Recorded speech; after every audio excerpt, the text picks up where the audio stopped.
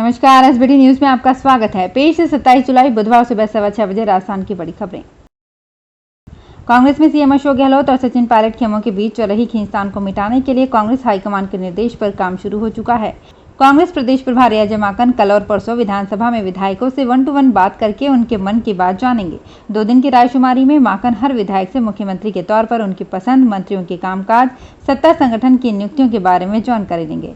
अजय माकन बुधवार को सुबह 10 बजे से लेकर रात के 8 बजे तक 12 जिलों के कांग्रेस और निर्दलीय विधायकों से मिलेंगे। सुबह 10 बजे शुरुआत जयपुर के विधायकों के साथ होगी। इसके बाद झुंझुनू फिर सीकर के विधायकों से चर्चा होगी। बीच में 1:30 बजे से 3 बजे तक लंच ब्रेक रहेगा। लंच ब्रेक के बाद 3 बजे के बाद अलवर के विधायकों से मिलेंगे। अलवर के बाद दौसा, बारां, बूंदी, कोटा, भरतपुर, धौलपुर, करौली और सवाई माधोपुर जिले के विधायकों से रायशुमारी होगी।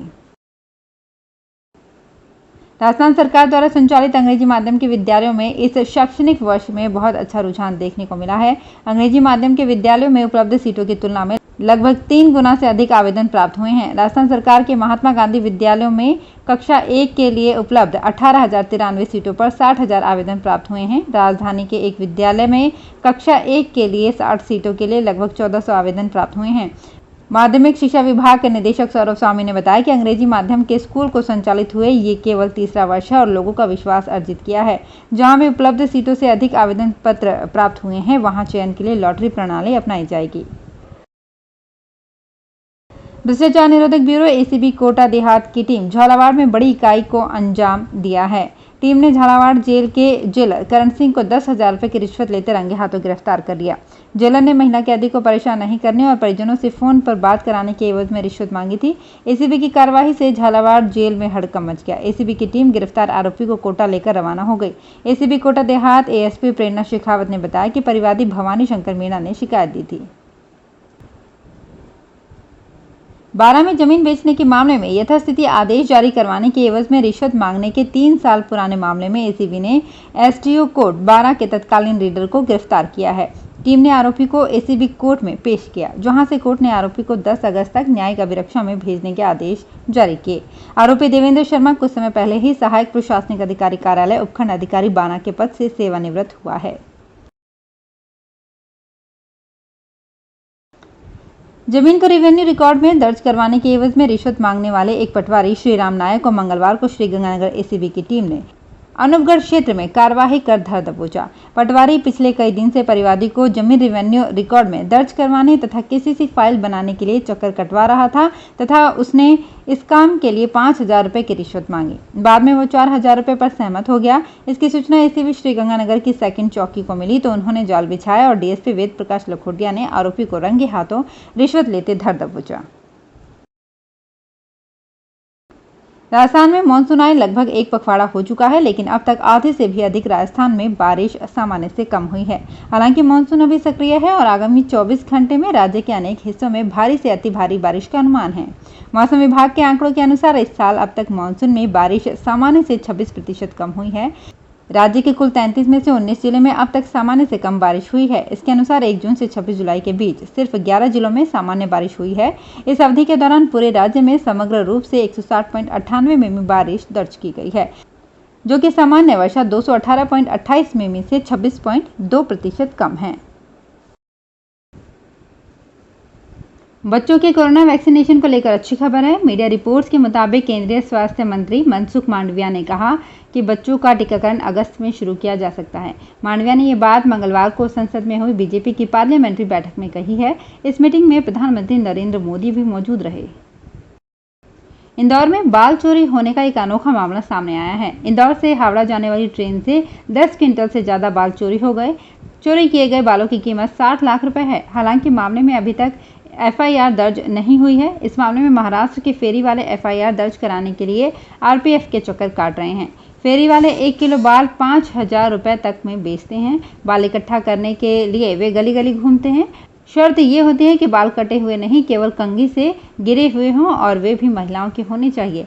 बाल की लंबाई कम से कम 8 इंच होना चाहिए। इस बाल से विग बनाए जाते हैं। नवजोत सिंह सिद्धू के पंजाब कांग्रेस प्रधान बनने के बाद कांग्रेस में बड़ी हलचल देखी जा रही है। सिद्धू मंगलवार दोपहर बाद अचानक चंडीगढ़ स्थित सचिवालय पहुंचे। यहां उनकी मुख्यमंत्री कैप्टन अमरिंदर सिंह के साथ बैठक हुई। करीब 1.5 घंटे चली बैठक में सिद्धू ने कैप्टन अमरिंदर सिंह को 5 मांगों वाली चिट्ठी सौंपी। सिद्धू ने गुरु ग्रंथ साहिब से बेअदबी के दोषियों पर कार्रवाई की मांग की। इसके अलावा प्राइवेट थर्मल प्लांट्स के साथ सरकार के पावर परचेज एग्रीमेंट को रद्द या फिर रिव्यू करने की मांग भी की गई। सिद्धू और कैप्टन के बीच किसानों के मुद्दे पर भी चर्चा हुई। सिद्धू ने विधानसभा का सत्र बुलाकर केंद्र के कृषि कानूनों को रद्द करने की मांग की है ताकि इसे राष्ट्रपति को भेजा जा सके। दौसा जिला प्रभारी व युवा एवं खेल मंत्री अशोक चांदना मंगलवार को दौसा पहुंचे, जहां उन्होंने सर्किट हाउस में लोगों की समस्याएं सुनी। मंत्री के दौरे की सूचना मिलते ही बड़ी तादाद में लोग फरियाद लेकर पहुंचे। मंत्री ने मौके पर मौजूद अधिकारियों को तत्काल कार्यवाही के निर्देश दिए। इस दौरान पत्रकारों से बातचीत करते हुए मंत्री ने कहा कि गरीबों को समय पर मूलभूत सुविधाएं मुहैया कराना और सरकारी योजनाओं का लाभ दिलाकर उनके जीवन स्तर में सुधार लाना सरकार की प्राथमिकता है। मंत्रिमंडल विस्तार के सवाल पर चांदना ने कहा कि फेरबदल या विस्तार करना मुख्यमंत्री का विशेषाधिकार होता है। मंत्रियों को बदलने और गोविंद सिंह डोटासरा के वायरल वीडियो के सवाल पर चांदना ने कहा कि ये मेरा विषय नहीं है।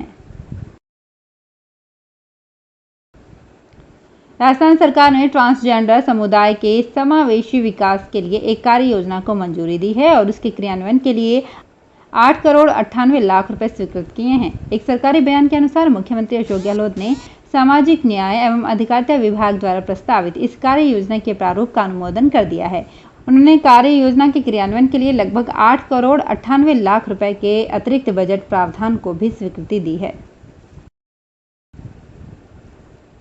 पश्चिम बंगाल की मुख्यमंत्री ममता बनर्जी मंगलवार शाम प्रधानमंत्री नरेंद्र मोदी से मिले। मुलाकात के बाद मीडिया से बातचीत करते हुए ममता ने कहा कि मैंने कोरोना के मुद्दे पर उनसे बात की। मैंने प्रधानमंत्री से कहा कि बंगाल को दी जाने वाली वैक्सीन की संख्या बढ़ाई जाए, हमें आबादी के हिसाब से वैक्सीन मिले। बंगाल को आबादी के हिसाब से दूसरे राज्यों के मुकाबले कम वैक्सीन मिली है। ममता ने कहा कि प्रधानमंत्री को पेगासस जासूसी मामले पर ऑल पार्टी मीटिंग बुलानी चाहिए। इस मामले की जांच सुप्रीम कोर्ट की निगरानी में की जाए। ममता बनर्जी 5 दिन के दिल्ली दौरे पर हैं। फाइजर और एस्ट्राजेनेका की कोरोना वैक्सीन की दोनों डोज लगवाने के 6 हफ्ते बाद शरीर से एंटीबॉडी का लेवल कम होने लगता है। 10 हफ्ते बाद ये 50% तक पहुंच जाता है। लैंसेट जर्नल में प्रकाशित एक स्टडी में ये दावा किया गया है। रिसर्चर्स के मुताबिक ये स्टडी 18 साल और इससे ज़्यादा उम्र के 600 लोगों पर किया गया। इसमें पुरानी बीमारी वालों समेत महिलाओं और पुरुषों को शामिल किया गया। भारत में एस्ट्राजेनेका का वैक्सीन को कोविशील्ड नाम से सीरम इंस्टीट्यूट ऑफ इंडिया में बनाया जा रहा है। राजस्थान में पुराने सरकारी जन उपयोगी भवनों की मरम्मत के लिए बिल्डिंग इंफ्रा मेंटेनेंस फंड बनाया जाएगा। इस फंड के माध्यम से आगामी 2 वर्षों में करीब 500 करोड़ रुपए के कार्य ऐसे जन उपयोगी भवनों में कराए जाएंगे जिन्हें मरम्मत की आवश्यकता है। मुख्यमंत्री अशोक गहलोत ने वर्ष 2021-22 की बजट घोषणा के तहत गठित होने वाले इस फंड के संचालन के लिए जारी होने वाले दिशा निर्देशों के प्रारूप को मंजूरी दे दी है। इस फंड का संचालन वित्त विभाग द्वारा किया जाएगा। राजस्थान में विवाहों में होने वाले अव्यय को कम करने और सामूहिक विवाह आयोजनों को प्रोत्साहित करने के लिए सरकार ने मुख्यमंत्री सामूहिक विवाह एवं अनुदान योजना 2021 शुरू की है।